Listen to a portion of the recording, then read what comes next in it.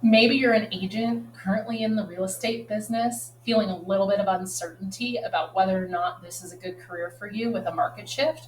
Or maybe you're someone considering getting your license and wondering if jumping into commission only is a good fit for you. And what I'm going to tell you is understanding where you're at in your mindset and the sustainability of what you're learning is critical. And it doesn't matter if you've been doing it for 25 years or you're just going through the process. Understanding how to move through these phases in a successful way will be a key to your success.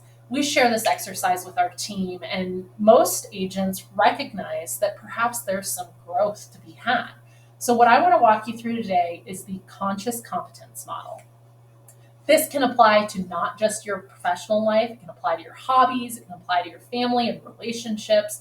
So let's start here in the bottom left corner in the pink square called conscious incompetence. This is a painful phase. This is usually what happens when you're learning something new, but it can also be in a time when the market's shifting and you're feeling like perhaps things are changing and you aren't as comfortable as you used to be with the things that you did. Most people grow out of conscious incompetence and move into the upper left green square called conscious competence. This is a comfortable phase, rewarding, successful. This is where we have wins and we feel really good about what we're doing. It's the goal anytime you're learning something new. But what I'm going to tell you is, regardless of your tenure, you should be moving back and forth between the conscious incompetence and consciously competent phases very fluidly. And if you aren't, you're probably missing out on business and you're probably putting your sustainability at risk. The problem is, a lot of people eventually transition from being consciously competent to being consciously incompetent. This is complacency. This is when you feel like you know it all and you don't really need to learn anything new.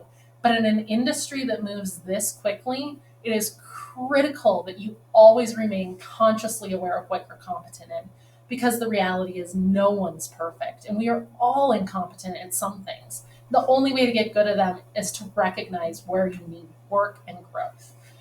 But here's the scary pitfall of all of this. If you do not recognize that you're unconsciously competent, then you're going to move down into the bottom yellow square, the unconsciously incompetent.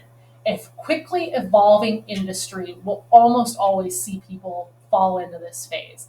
This is the silent career killer.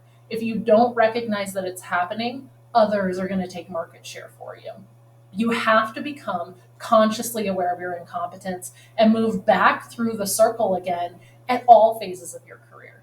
This doesn't just apply to real estate. In any industry, especially with the rate at which technology and consumer expectations are evolving, you must pay attention to where you currently sit in your own expertise and profession.